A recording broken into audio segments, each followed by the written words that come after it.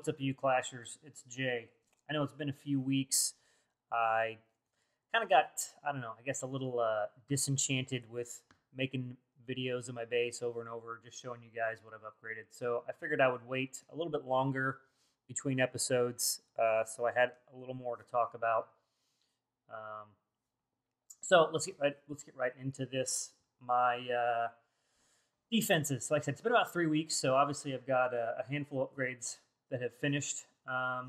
All of my Teslas are now max for Town Hall 9, so they're all level 7. I have finished up all of the mortars also. I think I had 2 of those done in the last video. So those are finished, and my wizard towers are almost done. I've got one that's got a couple of days left. So all my splash will be done at that point. And I've started on my point defenses. So I've got, what have I got? I've got 1 cannon done and 1 arch tower upgraded. And I've got 1 each also being built, or being upgraded, I should say, not being built. So that's where the defenses are. My walls, I've actually done quite a few walls, I think, since the last video. I have, where am I at? Okay, so I'm almost halfway done with the level 9 walls. As I've said in previous videos, I'm going to attempt to get all the level 10 walls before I go to Town Hall 10. I don't know if I actually will. I'll probably just do as many as I can while getting my heroes maxed once everything else is done. So I'm not in a hurry to upgrade my defenses. Any of you that have been watching any of my videos for any length of time know that I'm not going to put more than 1 or 2 defenses down of each type. So, for example, I've got 1 splash defense down and 2 point defenses right now, and that's really, all that I want to do at one time. I don't like having a lot of defenses down because I do like to do a lot of raiding. I mean, right now I don't have much in my storages, as you can see, because I haven't done any raiding, but usually I've got several million sitting in my storages, so I'm offering up the maximum amount to most people. Oh, this guy. Okay, so you see I'm offering up 350,000 gold, almost 300 elixir, and that's a lot to be carrying, so I don't want to have a bunch of defenses down all the time. I've only had a couple of barches that were successful in getting the bottom storages, and I have this one up here on the top left exposed to give this air defense a little more protection. So again, I did the speed build on this base. If you look through my videos, I'm a big fan of this base. I think it protects your resources very well, especially Dark Elixir. To date, I think I've only had my Dark Elixir storage taken 1 time, maybe. Said mostly it's just barches that are going for the gold and elixir. Anyway, enough about that. So in the last video, I had the Rhombus 9 layout. That layout was no good for me. I think the first 3 attacks all got to the DE tank. So that's a no-go for me. I wasn't interested in that. You might have better luck if you decide to use that. I don't know. But my recommendation is this RG3 mod that was done originally by Yango and then modified by Kim Jong-Lee, I think. I can't remember what his name is. Look through my videos. You'll see the speed build. Okay, so what else? Heroes. I haven't done much with my heroes. I've upgraded my Archer Queen to level 12 since the last video. I don't like warring with only 1 hero. I mean, I'm sure nobody says, oh yeah, I like that, but obviously it's a necessary evil to get them upgraded. And when you war twice a week, you're pretty much going to have one of them down, or if not both in some cases, depending on how quickly you upgrade yours. You're going to be at a disadvantage for war. So luckily, I'm still pretty low down on the totem pole, so I can, hit, I say relatively easy bases that I can still 2-star with only the Barbarian King.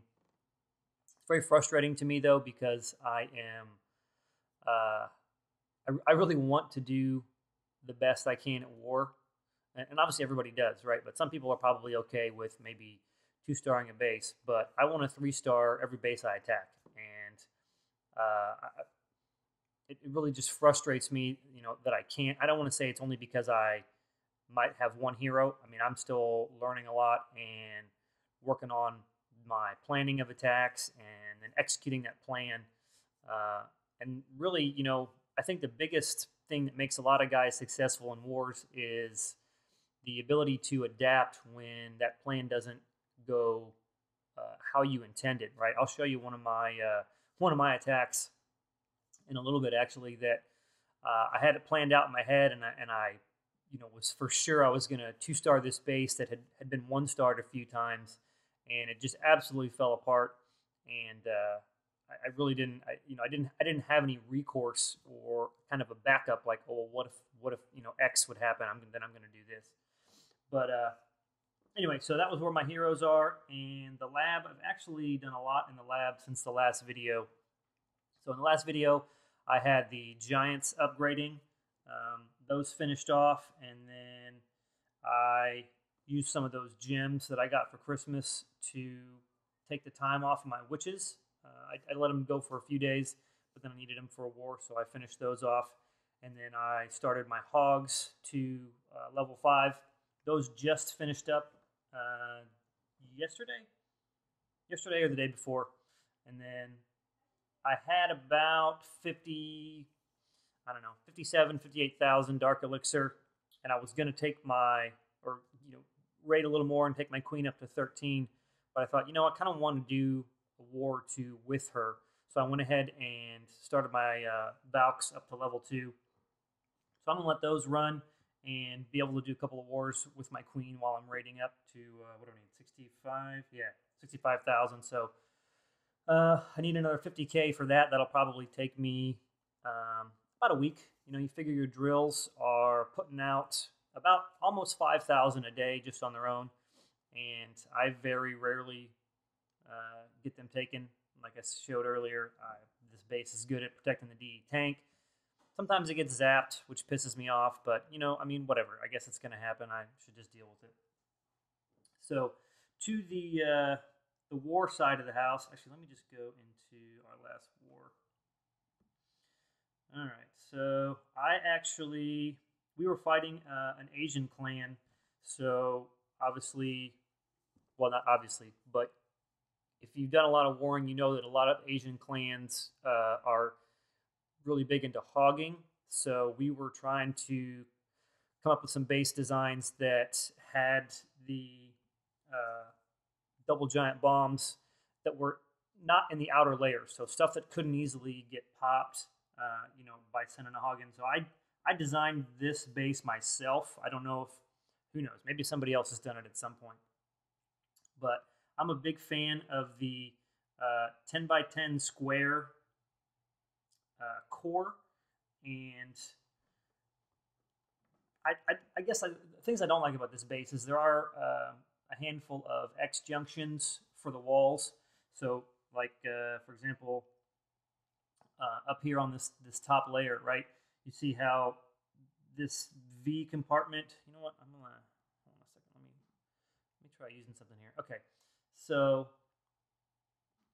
that's not working. All right. So right here, I don't know if you guys are able to see this pen marking on here. Let me try another color. That sucks too.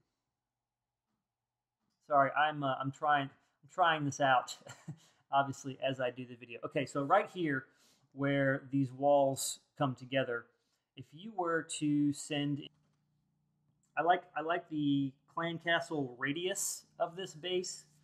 I put the cannons at the top and at the 10 and 2 o'clock position, which is right on that edge of where it would be lured. A lot of people use hogs or balloons to lure the CC out. So this will kind of thwart that effort a little bit. And then obviously at the bottom or around the edges at the bottom, you'll see that the mortars and archer towers are going to be the first things that the lure troops would go after. Unfortunately, I got hit with a... What did I get with lava? Oh, no. Okay, I got Dragooned, and this guy barely got the 50. I'm not crazy about the execution on this. I'm going to speed it up a little bit. So I didn't get to test out any of the ground traps that I had put down for a hog or maybe a go wipe. So let me zoom in here. So here he is. He's mid 40%, and I was kind of surprised the town hall lasted this long. I figure kind of having it, I think it's a little bit more exposed the way it is down there. Well, that just won't roll by too fast. My point was going to be that having the town hall exposed would make it a little bit easier to get 1 star, but maybe not to get the 50%. So I may try this base again in war and see how it does against ground attacks. If it does well against ground, I will might do a speed build. If anybody's interested in it, then I'll let you know. So that's pretty much it for my update. I keep saying I'm going to do a war recap video. Maybe I will, maybe I won't. I don't know. We had some good attacks in our last war. So if I have the time this week, I will recap those. So until then, I will see you guys later.